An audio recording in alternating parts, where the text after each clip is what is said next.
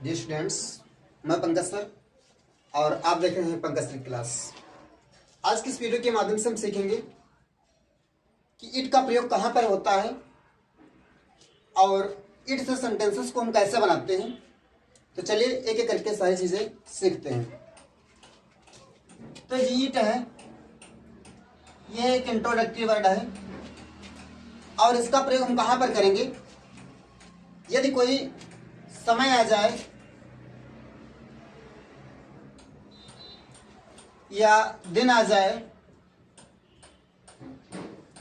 या मौसम आ जाए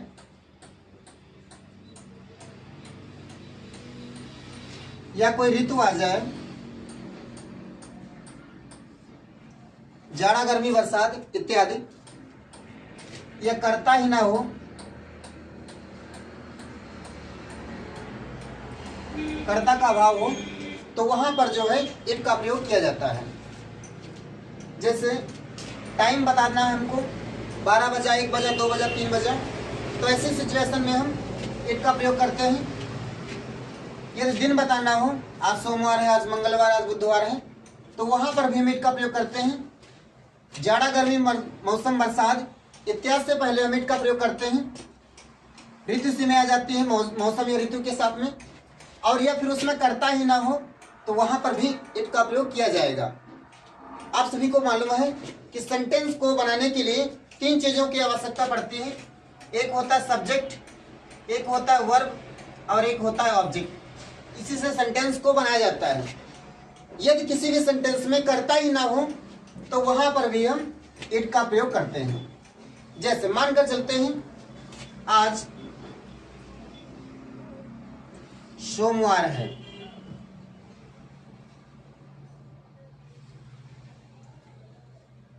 आज सोमवार है।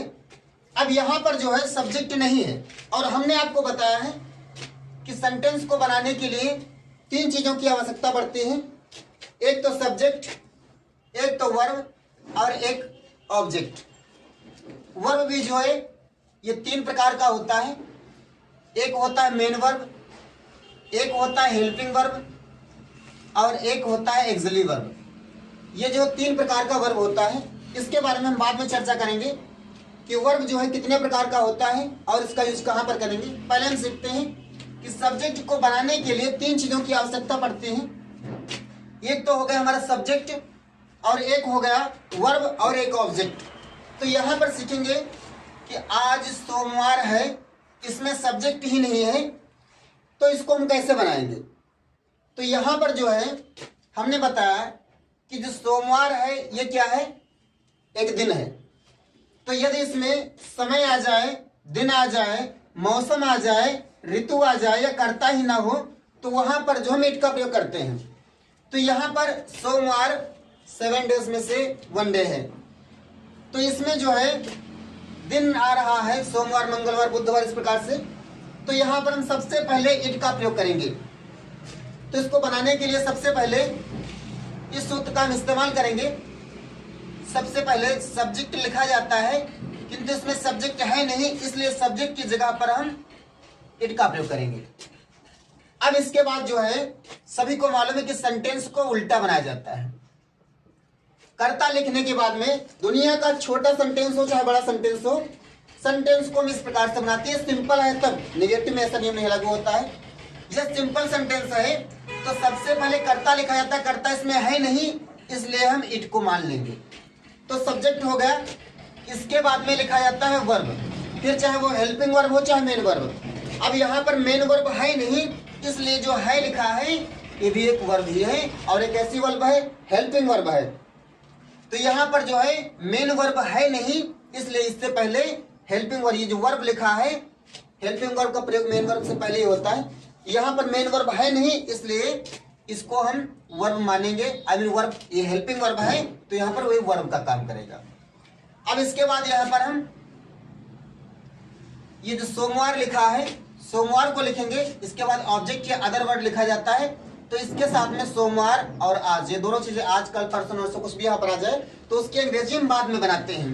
इट मीन कहिए सबसे पहले कर्ता को लिखने के बाद में वर्ब आता है और वर्ब के बाद में ऑब्जेक्ट आता है। तो यहाँ पर इट लिखने के बाद में किसकी अंग्रेजी लिखेंगे, हेल्पिंग वर्ब।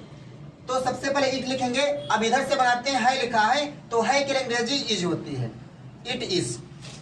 अब यहाँ पर बात करते हैं, इट है की अंग्रेजी इज हो गया, सोमवार का माने होता है मंडे माने, तो it is Monday, it is Monday. और आज के लगाते हैं टुडे। तो इस प्रकार से सेंटेंस बनेगा, इट इज मंडे टुडे। तो आज सोमवार है, आज मंगलवार है, आज बुधवार है, आज शनिवार है। तो सारे सेंटेंस इसी प्रकार से बनाए जाएंगे। सबसे पहले हम इट का प्रयोग करेंगे, उसके बाद में हेल्पिंग वर्ब लगाएंगे। हेल्पिंग वर्ब के बाद में जो दिन आएगा, मौसम आएगा, ऋतु आएगी, उसकी अंग्रेजी लिखी जाएगी। फिर उसके बाद में टाइमिंग लिखी जाती है, आज कल परसों नरसों। तो यहाँ पर सबसे बाद में टाइमिंग लिखी जाती है। चलिए दूसरा एग्जाम्पल देखते हैं। जैसे आज बहुत गर्म है, आज बहुत गर्म है, या आज बहुत गर्म था, कल बहुत गर्म था। तो यहाँ पर था आ रहा है तो उसके हिसाब से हेल्पिंग वर्ब लगाते हैं वाज वर्ब। यहाँ पर जो है आज बहुत गर्म है आ गया है, इसलिए इज जमार का यूज होता है। तो यहाँ पर भी करता नहीं है, तो जहां पर करता नहीं होता है वहां पर इट का प्रयोग किया जाता है। तो सबसे पहले हम इट लगाते हैं, ऐसे भी इसको लिख सकते हो आप। इट है के लगाते हैं इस, तो इट इज, इट इज।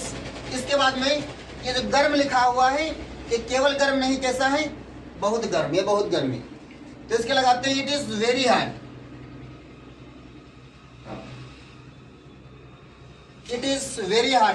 कब, आज। यदि इसकी जगह पर कल या आने वाला कल लिखा होता तो जो बीत चुका कल है उसकी अंग्रेजी स्टरडे होती है, और जो आने वाला कल है उसकी अंग्रेजी टुमारो होती है। तो यहां पर आज लिखा है इसलिए टुडे लिखते हैं।